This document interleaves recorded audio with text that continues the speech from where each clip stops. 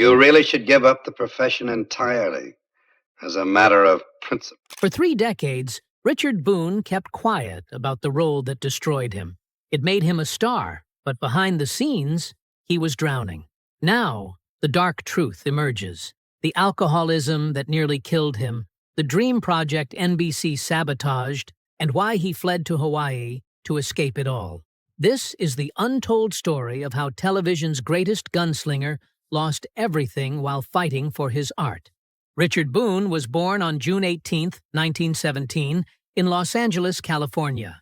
His father, Kirk Etna Boone, was a successful corporate lawyer. His mother, Cecile Lillian Beckerman, was a singer with Russian Jewish roots. The Boone family was wealthy, but their home was shaped by more than just privilege.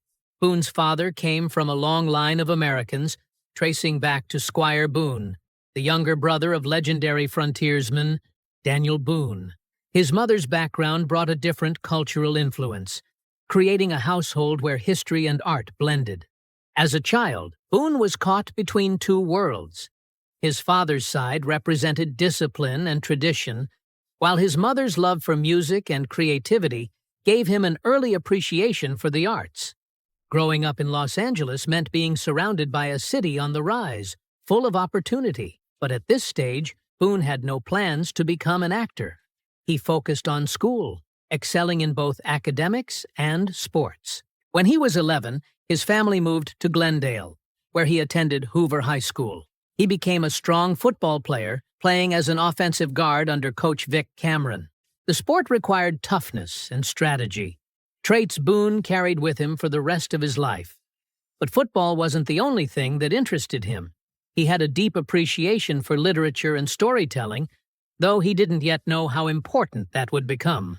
Boone also had a mischievous side. He was known for playing pranks, including one during his college years when he and some friends staged an elaborate joke with a dummy on a road near Stanford University. His humor was sharp, but he also had a restless energy that kept pushing him toward new experiences. After high school, he enrolled at Stanford University, one of the most prestigious colleges in the country. But something didn't feel right. College life wasn't enough for him. He wanted something more, something real. In 1937, he dropped out and began exploring different jobs. He worked as an oil rigger, doing hard physical labor that toughened him. He tried his hand at painting and writing. He even took up boxing, stepping into the ring to test his endurance and strength. Then came World War II.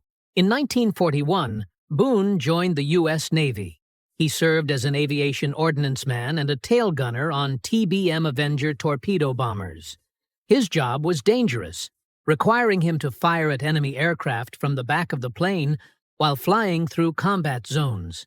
He spent 4 years in the Pacific Theater, stationed on 3 different ships. The war tested him, shaping his perspective on life in ways few could understand. The war was behind him, but the future was unclear. Like many veterans, he had to start over. The GI Bill gave him that chance. It covered education for returning soldiers, opening doors that once seemed out of reach. Boone chose acting. He enrolled at the Actors Studio in New York City, a place known for training some of the best actors in the country. He studied under Sanford Meisner, a coach who believed acting wasn't about memorizing lines. It was about reacting, feeling, and making every moment real. Boone embraced that idea. He worked hard and developed a methodical style that made him stand out. He didn't just focus on acting. He also trained in movement with Martha Graham, one of the most respected choreographers of the time. Every lesson added something new, shaping the performer he would become.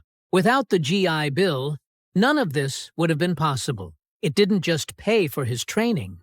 It gave him a path forward, turning a veteran into an artist. By 1947, he was ready for the stage.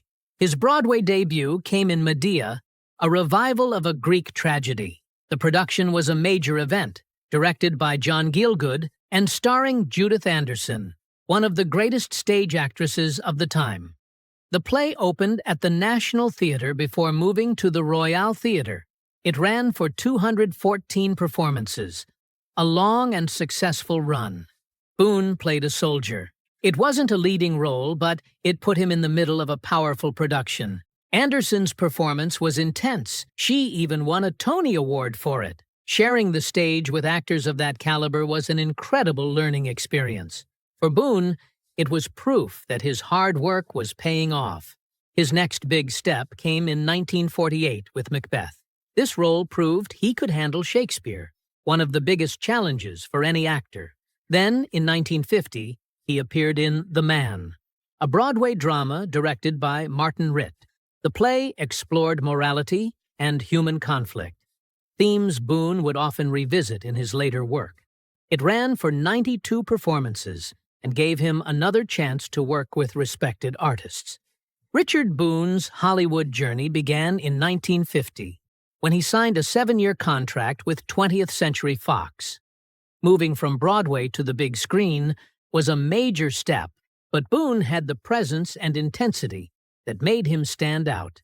His film debut came in Halls of Montezuma, 1951, a World War II drama directed by Louis Milestone. He played Lieutenant Colonel Gilfillan, a Marine officer, alongside Richard Widmark, Jack Palance, and Carl Malden. The film wasn't just about war. It was also used as a recruitment tool for the U.S. Marine Corps, adding a patriotic significance to Boone's first role. Even as part of an ensemble, Boone's performance stood out. His deep voice and rugged features made him a natural fit for military roles, something that would define the early years of his career. But it wasn't just about how he looked. He had trained at the Actors Studio in New York, where he developed a methodical approach to acting. That training helped him bring realism and depth to his characters. Halls of Montezuma was more than just a first movie. It set the tone for his career, proving he could bring weight and intensity to any role. The film itself was ahead of its time, using flashbacks to explore the backstories of soldiers. That added layers to what could have been a simple war film. 2 years later, Boone took on a role that would cement his ability to play complex characters. In The Robe, 1953, he played Pontius Pilate in a story about the Roman tribune Marcellus Gallio, played by Richard Burton. The film was the first ever released in CinemaScope, changing the way movies were seen on the big screen. Boone's time as Pilate was brief, but he made an impact. He didn't play him as a heartless villain. Instead, he showed a man weighed down by his choices. He understood what he had done, but he chose to ignore his own guilt. One of his most memorable moments in the film was a small but powerful gesture. After symbolically washing his hands to absolve himself of responsibility for Jesus' fate, Pilate later asks for water again. It was an unconscious moment, a sign that the guilt had not left him. Boone's delivery of lines like, "Did I? So I did," added to Pilate's detached but burdened nature. The film earned over $17 million and proved that biblical epics had a place in Hollywood. For Boone, it was another step in shaping his career. He was not just another character actor. He was someone who could make even a brief role unforgettable. That same year, Boone took on a completely different role in Vicky, 1953, a dark and unsettling film noir. He played Lieutenant Ed Cornell, a detective investigating the murder of a rising model named Vicky Lynn. But Cornell was not a typical detective. He was obsessed. Boone's performance made him both terrifying and fascinating. He wasn't just solving a case. He had a personal fixation on Vicky that made the story feel more like a psychological thriller than a murder mystery. As the film unfolds, Cornell's obsession becomes clear. He interrogates suspects with relentless force. He appears at their homes, uninvited, making them uneasy. But the most chilling moment comes when his apartment is revealed. It is filled with photographs of Vicky, arranged like a shrine. This wasn't just about justice. Cornell's mind was unraveling. Boone's performance made sure the audience felt that descent into obsession. Vicky became more than just a crime film. It was a study of a man losing control. Boone built his career on roles like these. He never played simple heroes or villains. He played men who carried burdens, made difficult choices, and often struggled with their own morality.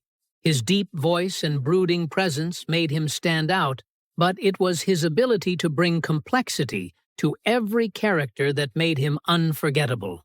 Richard Boone's time on Medic wasn't just another acting job, it was a turning point in his career and a bold step for television. The show aired from 1954 to 1956 on NBC, running for 2 seasons. Boone played Dr. Conrad Steiner, a dedicated physician dealing with real medical cases, but he wasn't just the lead actor. He also served as the show's narrator, introducing each episode with a serious and thoughtful tone. This wasn't the kind of medical drama that sugar-coated reality. It was raw, unflinching, and far ahead of its time. What made Medic stand out was its commitment to realism. Instead of filming on simple sets, the crew shot scenes at Los Angeles County Hospital. Real doctors were involved behind the scenes to ensure medical accuracy. The show tackled issues that were rarely discussed on television, including mental illness, autism, infertility, and even the terrifying effects of atomic bomb attacks. One episode, Flash of Darkness, showed doctors treating victims of an atomic explosion, a subject that reflected the deep fears of the Cold War era. Boone's performance as Dr. Steiner added to the show's credibility. He played the role with quiet strength, making the audience believe in both his medical skill and his compassion. The very first episode, White is the Color, told the heartbreaking story of a pregnant woman diagnosed with terminal leukemia. It was a risky choice for television at the time, but it proved that Medic was not afraid to show the harsh realities of life and death.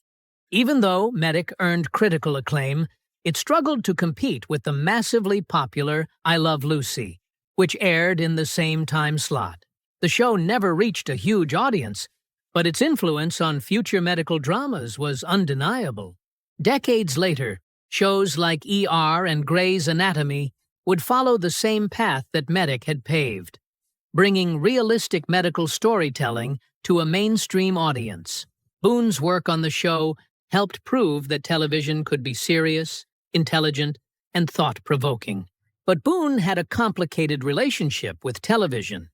He took acting seriously and put everything into his roles, but the fast-paced production schedules frustrated him. He believed television often focused on getting episodes out quickly, rather than taking the time to make them truly great. Network interference made things even worse. NBC once canceled an episode featuring a cesarean section birth because they feared it would be too controversial.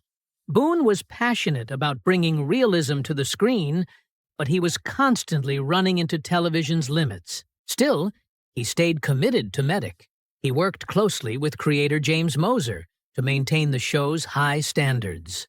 Critics praised its intelligent scripts and bold storytelling, but Boone wanted more control over his work. After Medic, he moved on to Have Gun, Will Travel, a show that allowed him to have more creative influence. He not only starred in the series, but also directed multiple episodes, shaping the show in a way he never could with Medic.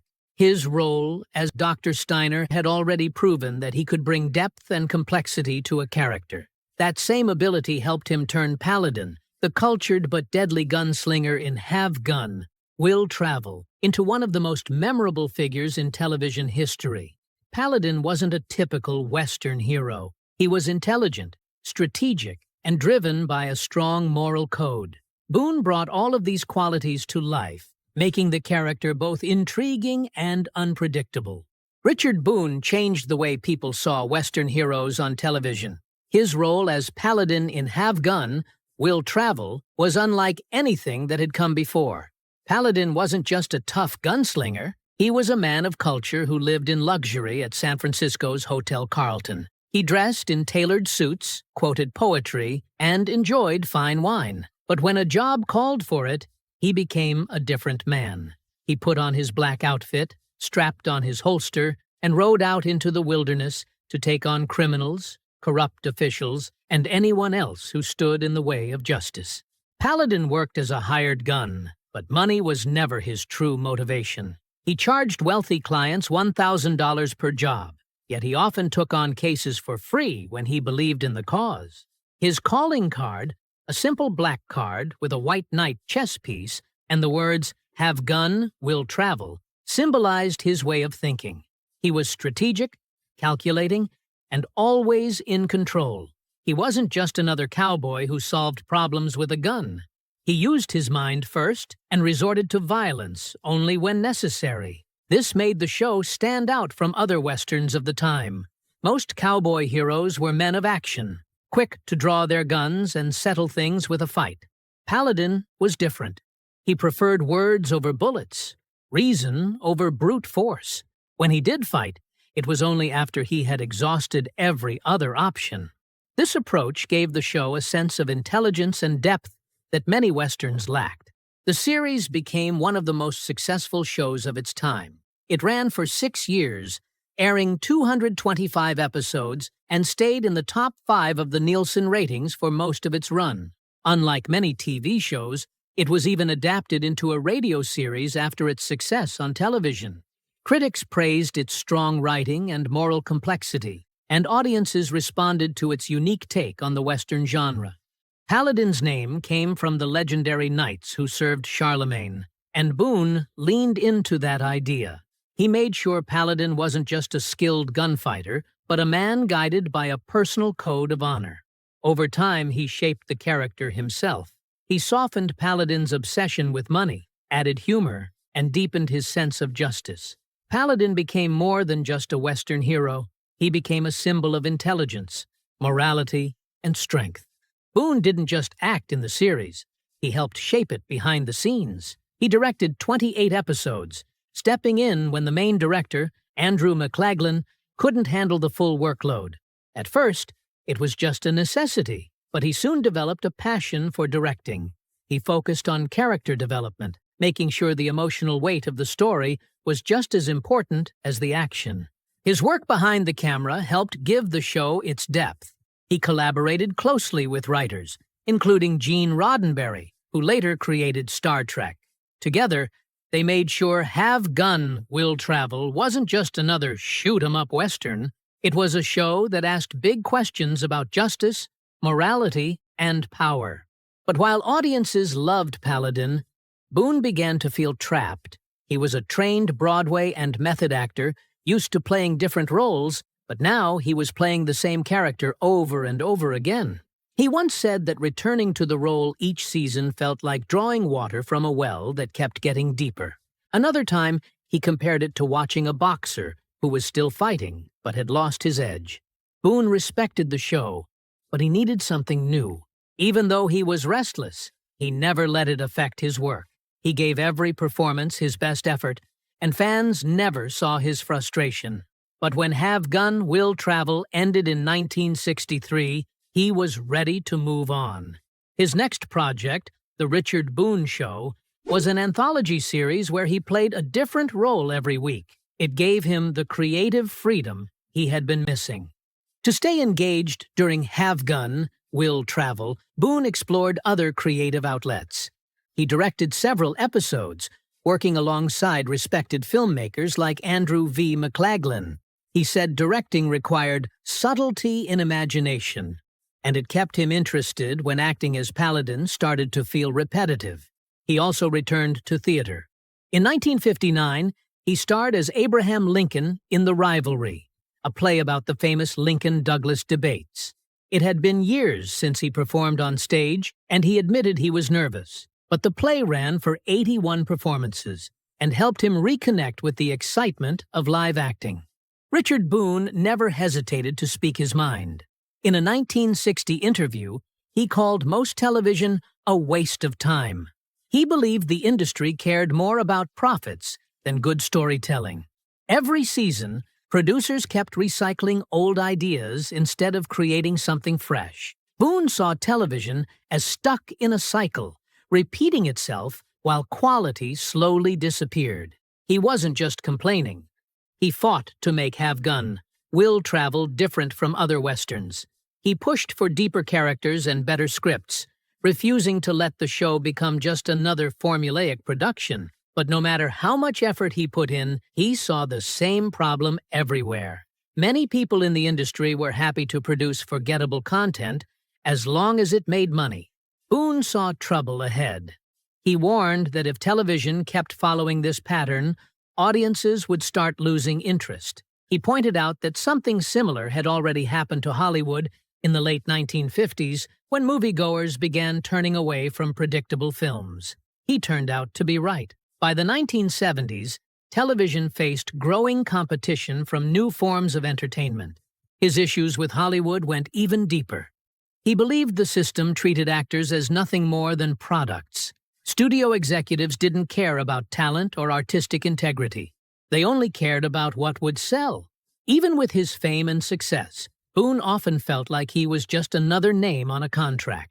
He also hated the culture behind the scenes. He couldn't stand how some actors cared more about dressing rooms and perks than about their performances.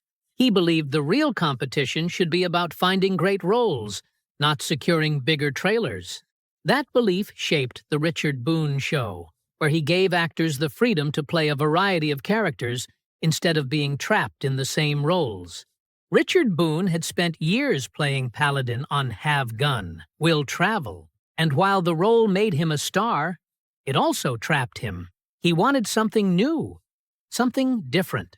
In 1963, he created The Richard Boone Show, an anthology series where a small group of actors played different roles each week. It was like a theater company for television, a bold experiment at a time when networks preferred familiar characters and predictable stories. Boone had a strong vision for the show, but problems started almost immediately. Clifford Odets, the original story editor, died just as the series was getting started. His replacement struggled to keep the same creative energy.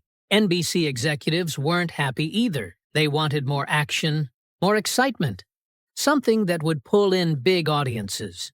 Boone refused to change the show's direction. He believed in what he was creating. But despite great reviews and even a Golden Globe win, the show didn't last. It was canceled after one season. The network didn't even tell Boone directly. He found out later, and it left him furious. Hollywood felt like a dead end. Boone had given everything to the industry, but he was tired of fighting for control. In 1964, he walked away and moved to Hawaii. It wasn't just about escaping. He wanted to build something new. He had loved the islands since his time in the Navy and believed they could become a real center for filmmaking. He convinced Leonard Freeman to shoot Hawaii 5-0 entirely on location instead of splitting production with California. He also tried to launch his own show with the film Kona Coast, hoping it would lead to a full series, but CBS passed, choosing Hawaii 5-0 instead. During his years in Hawaii, Boone still acted, but his career never reached the same heights. He starred in Rio Conchos in 1964, playing a bitter Confederate soldier seeking revenge. It was a strong performance, but the film didn't stand out. 3 years later, he played Cicero Grimes in Hombre, one of his best villain roles. He went head-to-head with Paul Newman in a tense, gripping Western that critics loved. But by then, the genre was fading. The days of Western heroes dominating film and television were coming to an end. By 1971, Boone returned to the mainland, though he kept his home in Hawaii and visited often. He took roles where he could, including Heck Ramsey, a show about an aging lawman adjusting to modern crime-solving. It lasted 2 seasons. Hollywood had moved on, and Boone knew it. He had fought for creative freedom, taken risks, and refused to play by the industry's rules. But in the end, the industry had changed, and there was no place for him at the top anymore. Richard Boone had the kind of presence that made him unforgettable. On screen, he was commanding. Off-screen, he carried a weight that few could see. His struggles with alcoholism and depression shaped his life, affecting both his career and his health. Many believe his drinking started as a way to cope with his past. During World War II, Boone served as a gunner in the Pacific, a job that left him with scars he never fully escaped. Over time, Alcohol became his way of numbing those memories. What began as a habit turned into something much harder to control. By the 1970s, Boone's drinking had reached a breaking point. It wasn't just affecting his personal life. It was interfering with his work. During the production of God's Gun in 1976, he walked off set before recording his dialogue. The studio had to bring in another actor to dub his voice. Incidents like this made it harder for him to get work. But alcohol wasn't his only struggle. Boone had also grown disillusioned with Hollywood. He had dedicated years to the industry, yet he often felt overlooked. The cancellation of the Richard Boone Show in 1964 was a turning point. He had poured his heart into that project, believing it would be something special. When it ended, so did much of his faith in the business. Over time, that frustration pushed him away. He left Hollywood, first moving to Hawaii, then later to Florida. His struggles didn't just cost him stability. They also cost him career-defining opportunities. One of the biggest came in 1973 when Paul Newman wanted him for The Sting. Boone was offered the role of Doyle Lonigan, a part that would later go to Robert Shaw. It was a great opportunity, but he turned it down. Some believe he refused because he had made enough money from Have Gun, Will Travel. Others think his drinking had made it impossible for him to commit. Whatever the reason, it was a decision that changed his career forever. By then, his health had already started to decline. Boone was a heavy smoker, known to go through as many as 100 cigarettes a day. Years of drinking and smoking finally caught up with him when doctors discovered he had throat cancer. Faced with treatment, Boone made a decision that shocked those around him. He refused medical help. Instead, he chose to spend his final years in seclusion, far from the industry that had once defined him. On January 10, 1981, Richard Boone passed away at his home in St. Augustine, Florida. He was 63. His ashes were scattered in the Pacific Ocean off Hawaii. A quiet farewell to the place where he had found peace in his later years. His life was filled with both triumph and struggle. He had the talent to be one of Hollywood's greatest, but his demons held him back. Even so, his legacy remains. As Paladin in Have Gun, Will Travel, he left behind a performance that still stands as one of television's most unforgettable.